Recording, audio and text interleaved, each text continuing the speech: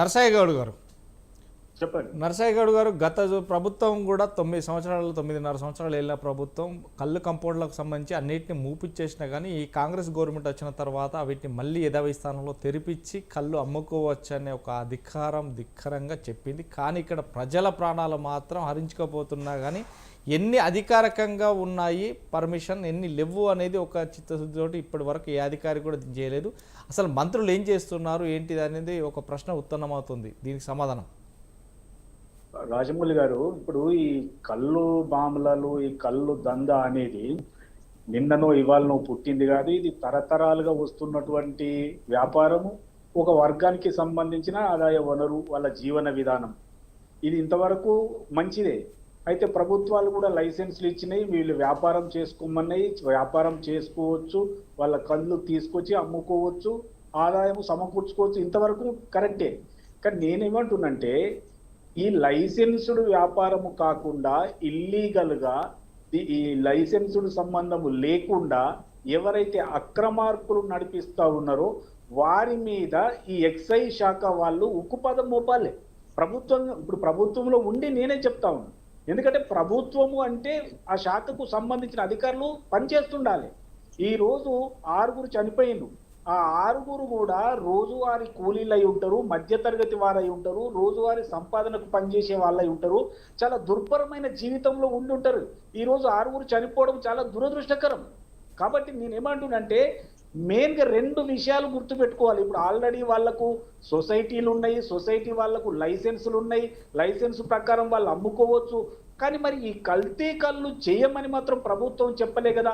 ఎవరైతే ఈ కల్తీకి పాల్పడుతున్నారో, ఎవరైతే ఈ ఇల్లీగల్ ఇంగ్రీడియంట్స్ కలిపి తయారు చేసి ఈ ప్రాణాలను తీస్తా ఉన్నారో వారిని ఖచ్చితంగా మేము అరెస్ట్ చేస్తాం, వారిని ప్రాసిక్యూట్ చేస్తాం, వాళ్ళకు జైలు శిక్ష వేస్తాం.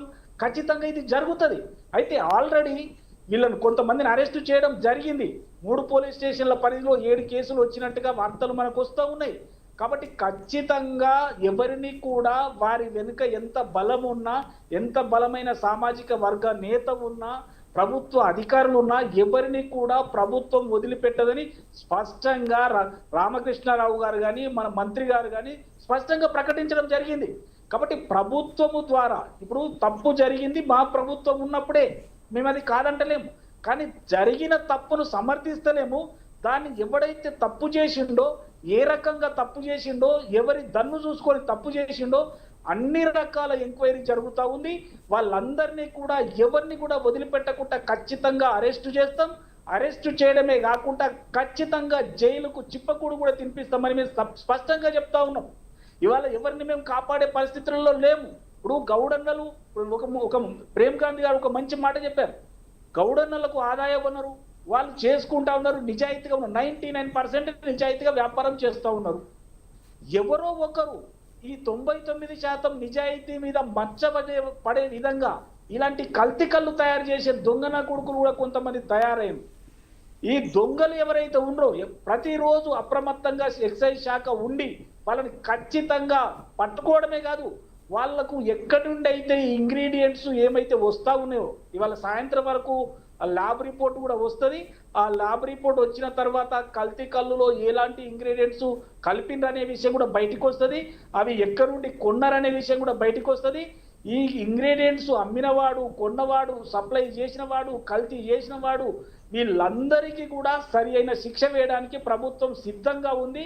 ఎవరికి కూడా వదిలిపెట్టాలన్న ఆలోచన ఎట్టి పరిస్థితిలో ప్రభుత్వానికి లేదు. ప్రభుత్వ చిత్తశుద్ధిని శంకించవలసిన అవసరం లేదు. ఖచ్చితంగా కఠినమైన శిక్ష వాళ్ళు ఎవరైతే తప్పు చేసినో వాళ్ళకు ఖచ్చితంగా పడుతుందని మాత్రం తెలియజేస్తా ఉన్నాం. నరసేన చిన్న విషయం జనరల్ గా మనం అంటా ఉన్నాము, శిక్షలు ప్రభుత్వం తప్పకుండా సంతోషం, దాంట్లో ఏం లేదు. కానీ ఇప్పుడు ఈ బడా నాయకులు అంటున్నారు, ఆ బడా నాయకులు మీరా లేకుంటే బీఆర్ఎస్ నాయకుల మీ దగ్గర ఆధారాలు ఏమైనా ఉంటే చెప్పండి, ఇక అర్థమని అవుతుంది కదా. ఎందుకంటే ఎవరి అండదండలు లేనిది సాధ్యం కాదు. ఒకటి మనం ఏడే అంటున్నాం, ఈ రాష్ట్రంలో చాలా ఉన్నాయన్న. ఇప్పుడు కాళీ జిల్లాలో జరిగినటువంటి విషయంలో, కూకట్పల్లి జరిగినటువంటి సంఘటనలో కాళీ రంగారెడ్డి హైదరాబాద్ జిల్లాలోనే కొంచెం ఇచ్చేస్తేనే 7 అన్అఫీషియల్ గా ఉన్నటువంటి 7 కళ్ళు కంపౌండ్లు బయటపడ్డాయి. జిల్లా మొత్తం రాష్ట్ర మొత్తంగా చేయాల్సినటువంటి అవసరం ఉంది కదా. అనేక ప్రాంతాల్లో ఇల్లీగల్ గా నడిపిస్తున్నటువంటి చాలా కళ్ళు కంపౌండ్లు ఉన్నాయి కదా. ప్రభుత్వం దాని మీద వెంటనే సీరియస్ గా ఏదైనా ఆర్డర్ తీసి అన్ని విచారణ చేసి ఎక్సైజ్ శాఖకు ప్రత్యేకమైనటువంటి ఆర్డర్లు ఇస్తే ఏమన్నా సాధ్యమైతే తప్ప లేదు మనం మాట్లాడుకున్నాం పోయినాం అంటే అది అంత పూర్తి స్థాయి న్యాయం అయితే జరగదు. Right, మళ్ళీ right. అనవసరమైనటువంటి ప్రజల్లో భయాందోళన వాతావరణమే తప్ప ఇంకెక్కడ కూడా జరగదు. అయితే దీనికి బాధ్యత వహించాల్సినటువంటి ప్రభుత్వం ఒక మాట అయితే అంటా ఉంది, ఏమని కేసులు చేసినాం. ఏం కేసులు అన్నా మీరు ఏడంటున్నారు? రైట్ ప్రేమ్ గాంధీ గారు మళ్ళీ మీ దగ్గరకు వస్తారు. ప్రేమ్ గారు మళ్ళీ మీ దగ్గరకు వస్తారు. కేసులైనా ఆ 4 కేసుల్లో కూడా వాళ్ళకి నోటీస్ ఇచ్చి వాపస్ పంపారు. గదేం కేసులు అన్నాయి. రైట్ ఇప్పుడు విజయ్ అక్షయ్ గారు మొత్తం మీద మనం చూస్తే